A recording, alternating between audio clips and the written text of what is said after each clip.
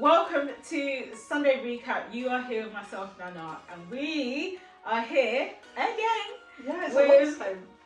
Rev Amy. It's great to be here again. Are you getting fed up with me preaching? No. Okay, you get fed up with our recaps? No. Oh. I'm getting better at listening to your instructions. Okay. Which is a good thing. It's a good thing. It's some developments. Thanks. So speaking of developments, we are, still in our series for about Elijah, faith and fire. It's a good. I've enjoyed it a lot. It is, and we're also looking at the character of Elisha this week. So, in usual fashion, in 3 minutes or less. I don't know, maybe somebody watching can send Reverend Amy a gift, a timer, a stopwatch or something. But you know, true story. You asked for a gong on Sunday for a klaxon for when the sermon gets too long. So Nana would receive your presents if you have one for her. Yes. And a stopwatch is also welcome. A flare. You know, something to throw at me. Yeah, a flag. You know. Stop talking. Wow, I think this introduction is longer than my 3 minutes. It could well be, but I doubt it. So, in 3 minutes or less, you have a choice. Could you give us a summary of the sermon that you preached on Sunday, please? I can. We looked at the final part of our Elijah series, Faith and Fire, as I said, part 7. We were thinking about how it all ends for Elijah. He was given these instructions at Mount Horeb last week to go and appoint Elisha as his successor, which he walked 160 kilometres to do. That's where we picked the story up. He approached Elisha, who was ploughing in the fields, and Elijah threw his cloak over him. Elisha had a choice. Would he keep ploughing or would he take on this call Elijah had made upon his life? We know that he runs after Elijah. He then goes back, burns everything, we'll maybe unpack that in a moment, and says goodbye to his parents, follows Elijah. And we saw then this final chapter in 2 Kings, chapter 2 of Elijah's life, where it's his final day. Everyone knows it's his final day. We don't know how, but they just know the Spirit is at work. Elijah tries 3 times to tell Elisha to stay behind. Elisha's response is the same every time. As surely as the Lord lives, I will not leave you. And so Elisha keeps close to Elijah. He wants to take up every part of the experience that he can before Elijah is taken away. They cross over the river Jordan. Elijah hits the cloak off the waters part. They walk through on dry land. Elijah asks Elisha what more can he do for him. Elisha has this famous response that he asks for a double portion of Elijah's spirit. Elijah says, that's hard for me to give, but if you see when I am taken, then it shall be so. And then we're told they walk and they talk, and suddenly the chariots of fire and horses of fire come. Elijah's taken up in a whirlwind, one of 2 people in the Bible not to die. Taken up in the whirlwind to heaven, he is no more. Elisha returns on his own, carrying Elijah's cloak. And people comment that the spirit of Elijah now rests upon Elisha. So that's a bit of the story overview. We unpacked a little bit around what it means to be all in for Jesus, what it means to be all in for the call that God makes in our life, what it means to be persistent and determined, and how we follow those who have gone before us. How do we pick up the baton of faith that they pass on, but also thinking about who will we one day pass the baton of faith on to as well. So we thought about what it means to pass the story on, what it means to live with the same spirit that lived in Elijah, that lived in Elisha, that raised Jesus from the dead is the same spirit, the Holy Spirit that lives in us. And actually, whilst we've had 7 weeks unpacking Elijah, it's not really about Elijah. Yes, he's a great man of God. Yes, we've learned lots about faith through him. But ultimately, we don't gather in church. We don't watch this video because we want to worship Elijah. We learn from these experiences so that we can worship and love more the God who called Elijah, who's still speaking today, who still lives today, and who still wants to enable us to be all whom he calls us to be. That's a bit of the recap of Sunday's sermon. Yeah. I think inside 3 minutes. Yeah, that was great. Thanks, Nana. Well done. Gold star. Thank you. So speaking of passing on the baton, you know, we see this imagery of Elijah throwing, finding Elisha, looking after these oxen and throwing on Elisha his cloak or mantle. And, you know, what does this passing on the baton mean? What does, throwing your cloak on somebody mean? What was Elijah communicating?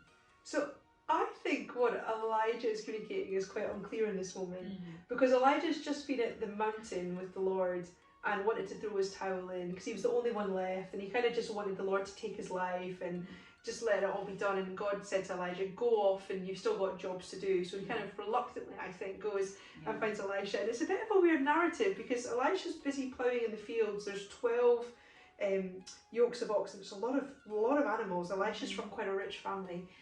But interestingly, ploughs the back one, so he's not too rich or too important to get his hands dirty. That's a really interesting character thing we see about Elisha.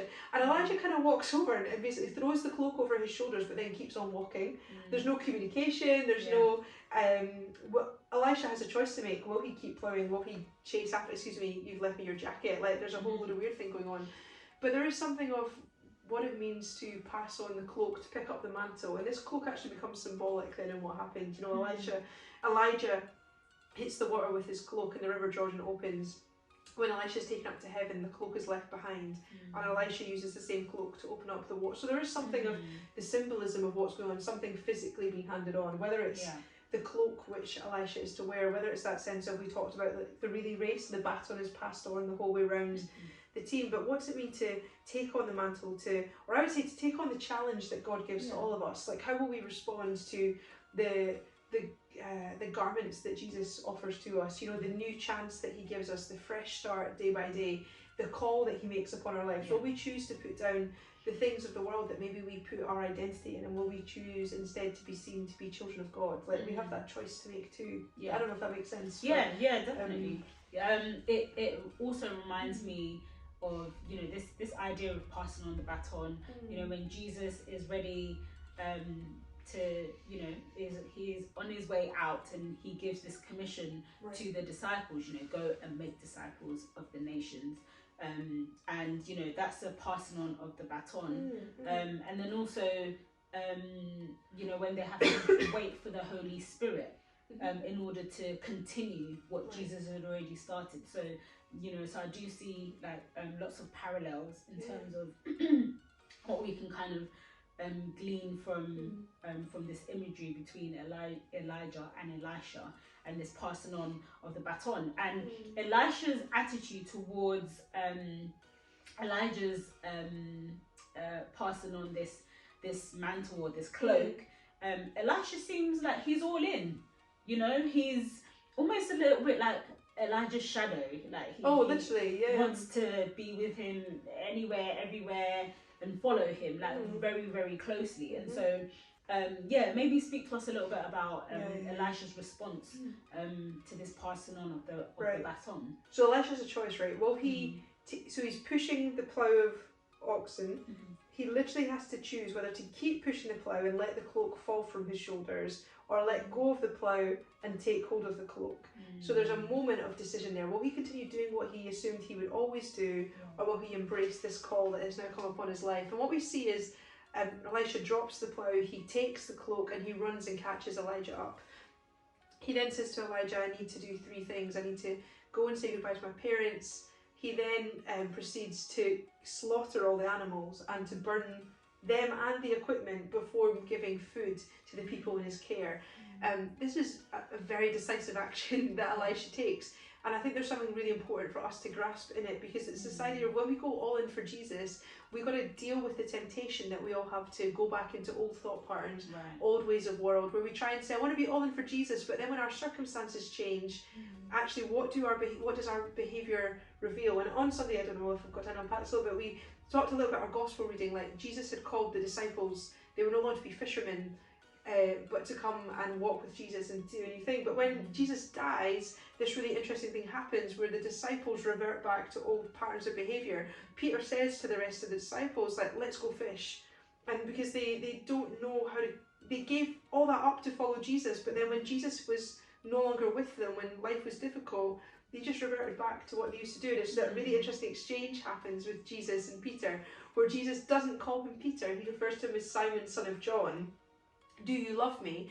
And it's this thing where literally something in Simon Peter has reverted back to what was, because circumstances changed. Suddenly Peter didn't know who he was following or what life was supposed to look like. And I said, you know, there's a lesson to learn from Elisha, because Elisha didn't leave the door open to go back, to have grass is greener mentality, to go, hey, I used to be important back there. He got rid of everything in order to be all in with Elijah. And actually what that meant is that because he had nothing to go back to, he threw in everything into walking forward with Elijah. As you said, learning from him, watching him, shadowing him, never letting Elijah out of his sight. Even on that last day when Elijah tries 3 times to get rid of Elisha, Elisha's like, I'm not leaving you. Like, as surely as the Lord lives, I'm coming. And then when Elisha asks for double portion, Elijah says he has to see it. Like, I can't imagine how annoying that must have been. Like, Elisha mustn't have wanted to sneeze, to blink. What if he missed the moment? And so I guess in our sermon we were unpacking a little bit about what's it mean to be that level all in for Jesus, but also, are we really content? Are we really prepared to follow Jesus the way that Elisha follows Elijah? Like, do we want to get that close to our rabbi? Do we want to get that close to the teacher? Like, do we want to hang on Jesus's every word? Do we want to see everything and learn everything we can in order that we could then be fully stepping into what God calls us to? Well, I just get this imagery of like Elisha kind of like burning bridges, and so he can't go back. You know, he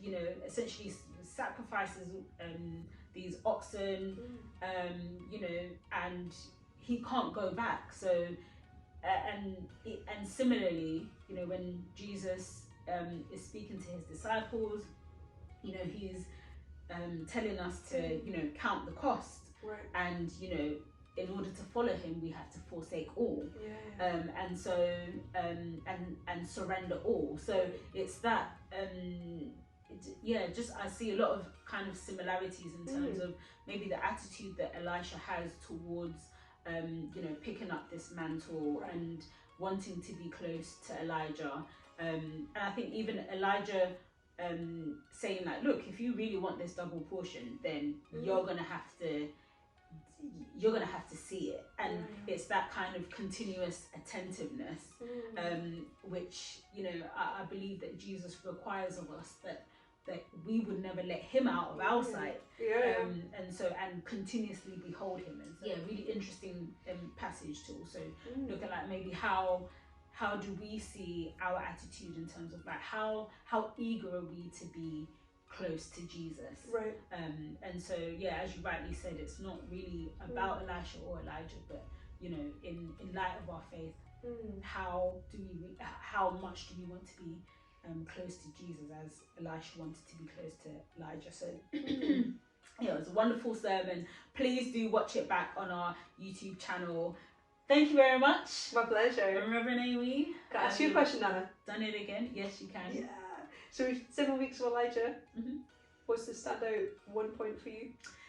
I think the maybe last week, in terms of God may not always be in, you know, the fire, the earthquake, the strong wind, but he speaks in that soft whisper as well. And so sometimes we need to be still in order to hear that voice, and I think in this kind of climate, in this day and age, that's just something that I think is really important, that really stood out for me. Nice. Looking forward. If you have something that stood out for you in the Elijah series, like, do drop it in the comments. Do let us know. We want to hear how God maybe has brought these stories to life for you, what it's been left you thinking about. You know, we don't just come for history lessons. As Nana says, the God who spoke to Elijah still speaks to us today. So what's God been speaking to you about? What's he been challenging you about? Let us know. Let's unpack it together. Yes, we'd love to know. So please do keep on track on our social media channels. Follow us on Instagram, subscribe to our YouTube channel if you haven't already, share with your friends on YouTube, Instagram, Facebook, and, you know, of course, we are here every Tuesday for Connect Group at 6:30, so you can join us then.